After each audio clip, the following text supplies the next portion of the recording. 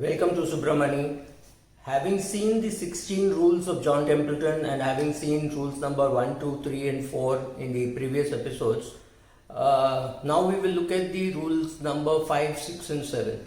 So, rule number 5 is when buying stocks, this is beautiful, please pay attention. When buying stocks, search for bargain among quality stocks. This is so beautiful. Search for bargain, yes, that we all do, but only among quality stocks.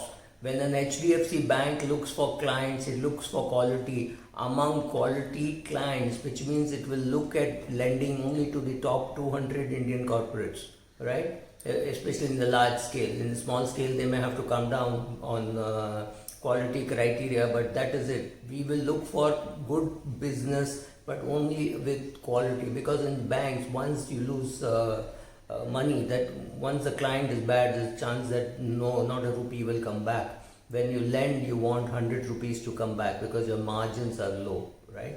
You have to ensure that every rupee that goes comes out. When you're investing, you have to make sure that every rupee that you invest, at least while you're investing, you're not thinking, oh, I'm investing in 10 companies, say 1 or 2 don't come back, it's okay. No, you have to invest only in 10, 12 top quality corporates which will make money for you, right? So when in the equity markets, it's very difficult to define quality. So let us see what all we can define as quality. In the one way we define quality is to say market cap. Look at these companies. These are big, huge, high market cap, long time in the world of business, so they must be good. That is one way to look at it. Then quality in a company is entrance in the leadership of the company. Asian Paints, HDFC Bank, Carborundum Universal, Coromandel International, are some of the examples that you can think of. Within their small area, restricted area, when I'm talking of Carborundum Universal, I'm saying his competitor could be a Grindwell Norton. But yes, there will be 2 or 3 players, but among them very clearly established as a market leader in terms of quality.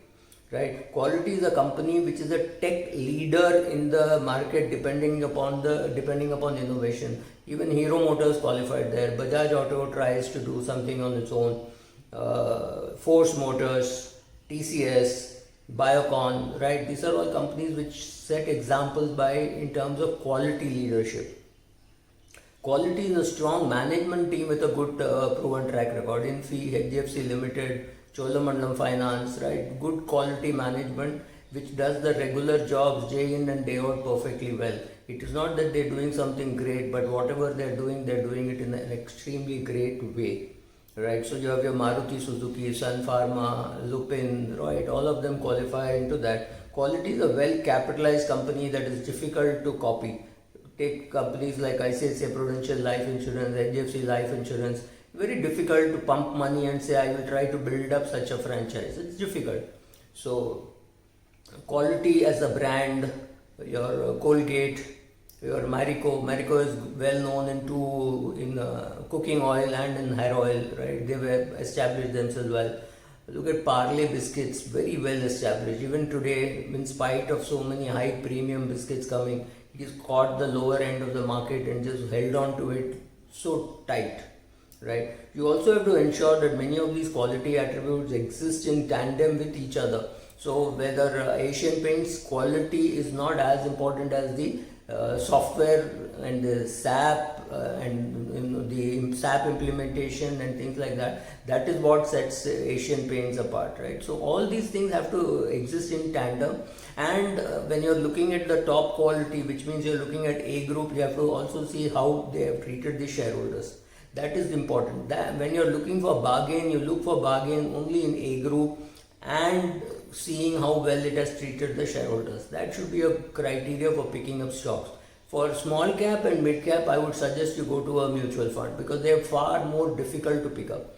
Buying a HDFC Bank or an HDFC Limited or a Reliance Industries or Hindustan Unilever is not as much a needed skill. I mean, you can have that skill, but you can buy a mutual fund and capture all these things, but capturing the smaller companies is far more difficult. So there maybe you stick to mutual funds. So you look for good quality portfolio even in the mutual fund schemes that you are keen to invest. Let's come to rule number 6. Buy value, not market trends or economic outlook. Today there is perhaps more market value in scripts which are oil scripts, etc., rather than in banking. Maybe there's not much juice left in banking, but 5 years later there will be tremendous juice, and that time you would regret saying, "Oh, where was I in 2020 when bank stocks had crashed?" They have not yet crashed, but I'm saying that such an opportunity could present itself. But right now you could find oil, maybe some airline companies, maybe some hotel companies which people are treating like they're finished. So suddenly you will find these available at a very low price. So that could be the reason why you're buying, but actually you should be worried that you're still buying a trend. The trend says, "Oh, these companies are doomed, let me sell these companies." Great. You go take a negative view opposite to the view that they are taking and go and buy maybe hotel scripts, but you have to be careful, right?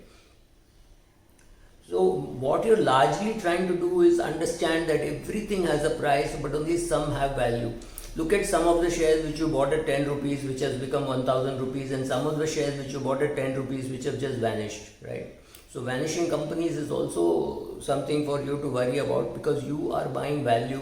Some of these may not have paid dividends for a long period of time, and you may think, "Oh, they are not paying dividends," but you do not know what they have gone through. So look at the history, look at what they have done before you jump to conclusions. For example, all the P's can look ridiculously high if you take the 2020-21 EPS into account. You have to see what they do after we come out of the coronavirus, right?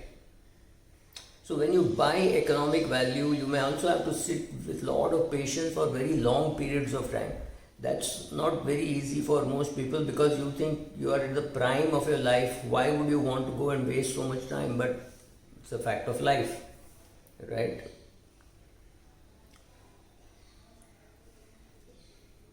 Diversify in stocks and bonds as much as in else. There is safety in numbers. Make sure that when you are investing your money, that there are a lot of others also investing the money, so that tomorrow if something has to be done, all of you can do it jointly, whatever it takes, right? So diversify. How will you diversify? You will diversify across industry, across business groups, across geographies, ideally across by country also. But then what happens is most Indians would take a visa and go off to US. So then, which is your home country? Okay, avoid the home country bias, but yes, if you have too much money in US or too much money in India, it is time that you thought what to do with it after you're not around to give those decisions.